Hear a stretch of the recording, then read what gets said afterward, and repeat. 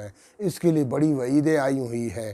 اللہ کے رسول خاتم النبیین حضرت محمد صلی اللہ تعالی علیہ وسلم فرماتے ہیں، جب معراج پہ گیا تو میں نے کچھ لوگوں کو دیکھا کہ ان کا جسم تو ٹانگیں اور ہاتھ اور سر تو برابر ہیں، پیٹ ان کا پھولا ہوا ہے، اور اتنا پھولا ہوا ہے حد سے زیادہ، جیسے دور سے لگتا ہے کوئی بہت بڑا گھر ہے، بہت بڑا قلعہ ہے، اتنا بڑا پیٹ، اور وہ پیٹ بھرا ہوا ہے سانپوں سے، اور سانپ پیٹ سے باہر سے نظر آ رہے ہیں۔ لا حول ولا اعاذنا اللہ من ذالک۔ میں نے جبرائیل سے پوچھا، جبرائیل یہ کون لوگ ہیں؟ جبرائیل نے عرض کیا، اللہ کے رسول یہ سود خور لوگ ہیں، جو سود کھاتے رہتے ہیں، وہ قیامت کے دن اس پوزیشن میں اٹھیں گے۔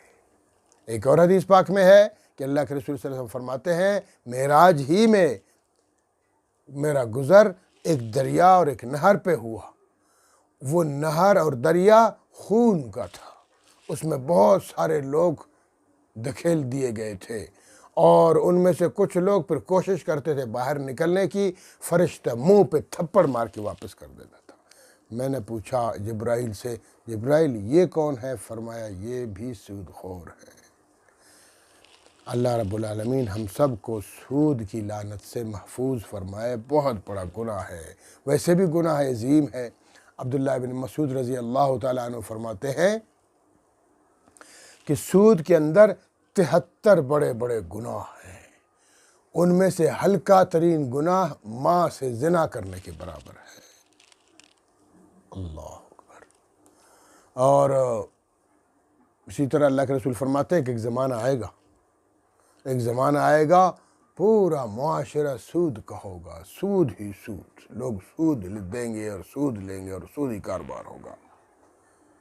تو صحابہ کرام نے عرض کیا، اللہ کے رسول سارے کے سارے سود خور ہوں گے؟ فرمایا جو اگر سود نہیں بھی کھائے گا تو غبار اس کو ضرور لگے گا۔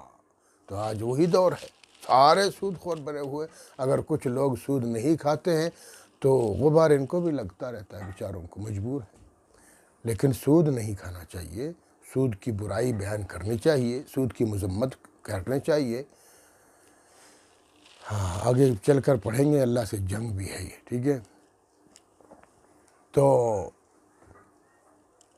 ایک اور حدیث پاک میں ہے، سود کھانے والے پر، سود کھلانے والے پر، سود لکھنے والے پر، سود کی گواہی دینے پر، ان سب پر اللہ کی لعنت ہے۔ غسیل الملائکہ عبداللہ بن حنظلہ رضی اللہ تعالی عنہ فرماتے ہیں کہ اللہ کے رسول نے فرمایا، 1 درہم سود کا لینے پر 36 مرتبہ زنا کرنے کے برابر ہے۔ اللہ رب العالمین ہم سب کو محفوظ فرمائے۔ تو اس لیے فرمایا، الذین یأکلون الربا، جو لوگ کھاتے ہیں سود، الذین جو لوگ یأکلون کھاتے ہیں، الربا سود کا کاروبار کرتے اور کھاتے رہتے ہیں، لا یقومون الا کما یقوم الذی یتخبطہ الشیطان، لا یقومون یہ کھڑے نہیں ہوں گے قیامت کے دن، الا مگر، یعنی اس پوزیشن میں کھڑے ہوں گے، کما جیسا کہ یقوم کھڑا ہو جاتا ہے، الذی وہ شخص، یتخبطہ الشیطان جس کو شیطان نے خبتی بنا دیا ہو، من المس چھو کر، لپٹ کر، شیطان لپٹ چکا ہے اس سے، چھو چکا ہے اس کو، شیطان کا قبضہ ہو چکا ہے اس پر، سود سے اس کا پیٹ بھر دیا ہے۔ جب یہ قیامت کے دن اٹھے گا تو خبتی بن کر اٹھے گا، پاگل بن کر اٹھے گا، ہوش و حواس کھو بیٹھ کے اٹھے گا، اس کو کوئی ہوش و حواس نہیں، جیسے کہ پاگل ہوتا ہے۔ اللہ رب العالمین معاف۔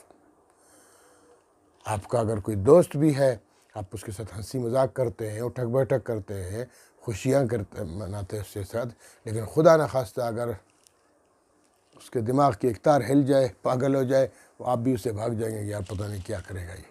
ہاں تو قیامت کے دن یہ بدبخت لوگ سود خور اس پوزیشن میں اٹھیں گے، یتخبطہ الشیطان جس کو شیطان نے خبتی بنا دیا ہے، پاگل بنا دیا ہے، اور ہوش و حواس کھو بیٹھا ہے بندہ، من المس چھونے کی وجہ سے، شیطان کا وسوسہ، شیطان کا چھونا، شیطان تو سب کو چھوتا ہے، لیکن شیطان کے بہکاوے میں جو آ گیا وہ تباہ ہو گیا، اور جو بچ گیا وہ اللہ کا قریب بن گیا۔